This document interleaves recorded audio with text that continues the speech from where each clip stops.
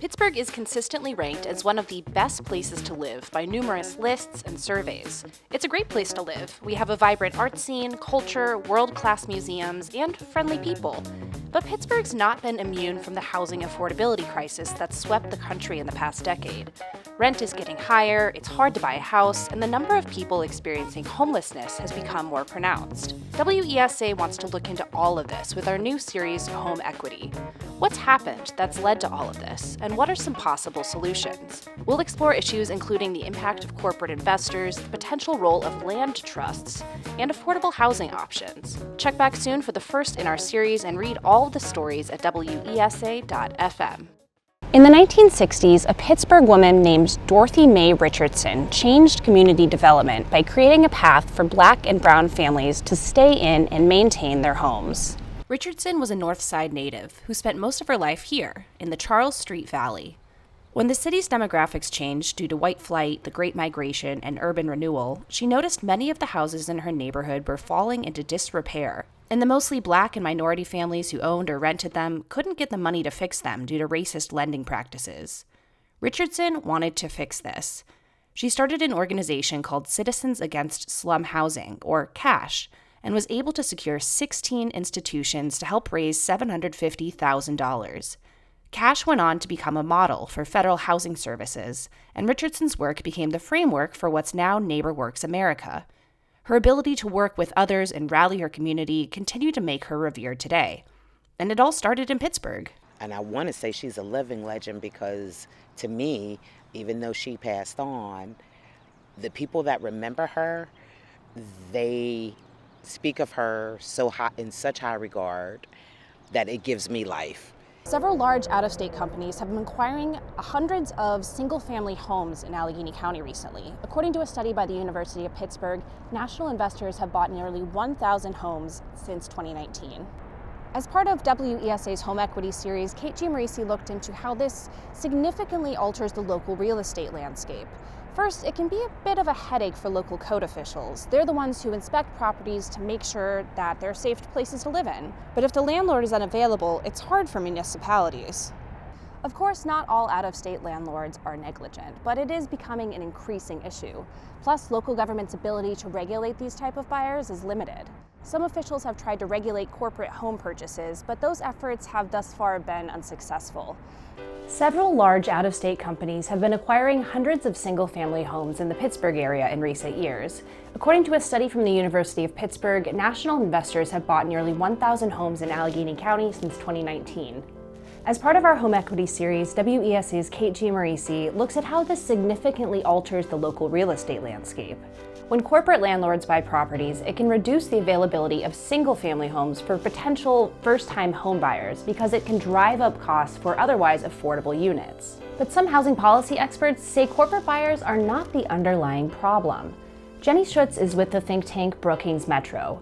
Corporate ownership, she says, is a symptom of a tight housing market. The real culprit? The United States has a shortage of housing.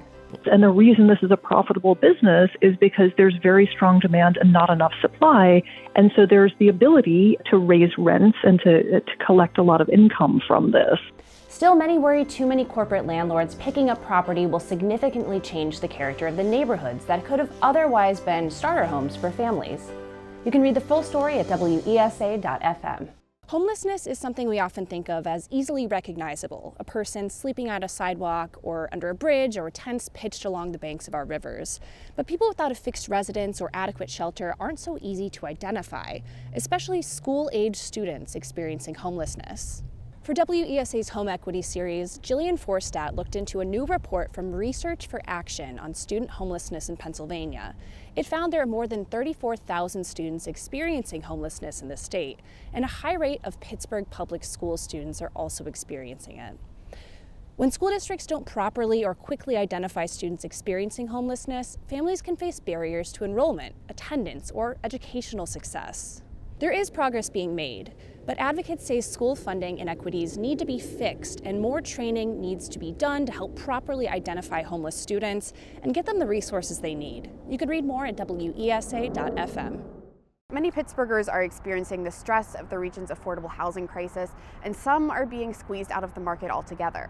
Allegheny County has pledged to find 500 new units of affordable housing by the end of next year for people trying to exit homelessness. As part of WESA's Home Equity series, my colleague Kylie Kaczynski and I found that the county has so far moved more than 100 people into homes and has found space for about as many.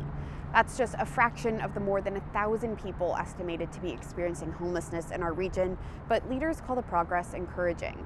And future developments are already in the works, including units in Stanton Heights and Uptown.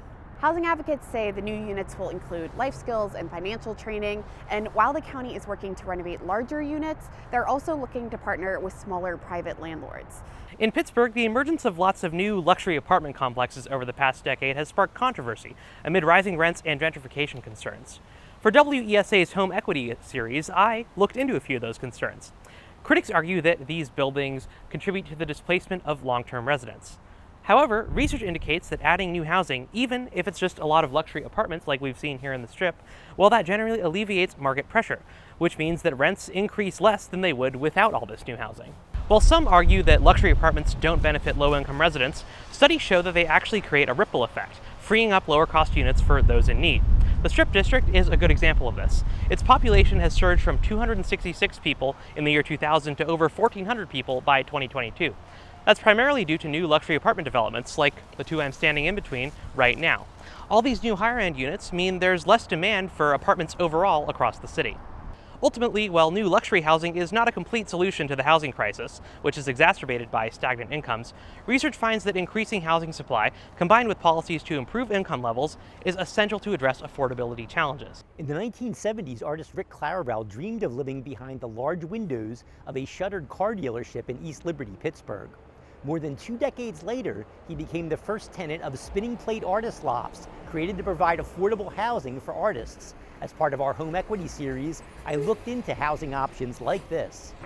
While affordable artist housing remains limited, projects like the Brewhouse Artist Lofts and O-Ringer Building have emerged, using low-income housing tax credits to support artist-friendly communities. Despite changes in the neighborhood and rising rents, Clarabelle still appreciates Spinning Plate's artistic environment, which has fostered collaboration and creativity. As the city's art scene thrives, advocates emphasize the importance of supporting artists who often face financial instability and housing challenges. With a mix of established and emerging artists residing in these spaces, initiatives like Spinning Plate continue to play a vital role in nurturing Pittsburgh's cultural landscape. You can read the full story at WESA.fm. This is Center Avenue Housing, a single-room occupancy, or SRO building in Pittsburgh's Hill District. For our Home Equity series, WESA's Kate Marisi looked into these SROs, which provide affordable housing for low-income residents, typically offering private rooms with shared facilities. Rents range from $400 to $500 monthly, making them crucial for preventing homelessness among extremely low-income households. In Pittsburgh, there are several SROs, including larger facilities like the residences at Wood Street, McKeesport Downtown Housing, and the Northside YMCA. Historically, SROs played a significant role in urban housing, but faced decline from the 1960s to 1980s due to urban renewal efforts and changing housing policies. That resulted in the loss of millions of units nationwide. Advocates emphasize the importance of SROs in combating homelessness. Although there is a renewed interest in preserving existing SROs, zoning laws often hinder the construction of new ones. Maintaining these buildings is essential, but challenges persist in balancing low rents with high costs of upkeep.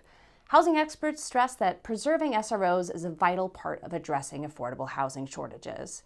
You can read the full story at WESA.fm.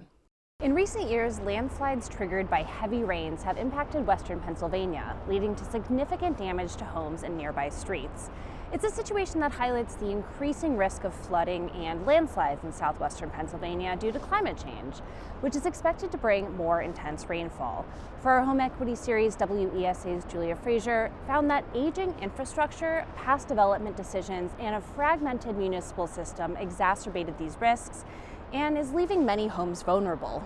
Despite efforts to update stormwater management regulations and improve infrastructure, predicting the impacts of extreme weather remains a challenge. Local leaders are exploring measures such as potential landslide insurance programs and strategies for relocating residents from high-risk areas. Community efforts include increasing green infrastructure like green routes and tree canopies to manage stormwater more effectively. Pittsburgh's historical development, emphasizing single-family homes and concrete landscapes, has contributed to inadequate stormwater management. The city is working with FEMA to buy out properties in dangerous areas and is considering development regulations for flood-prone zones. It's also trying to learn from past mistakes and adapt to a wetter future, balancing land use with environmental safety. You can read the full story at WESA.fm.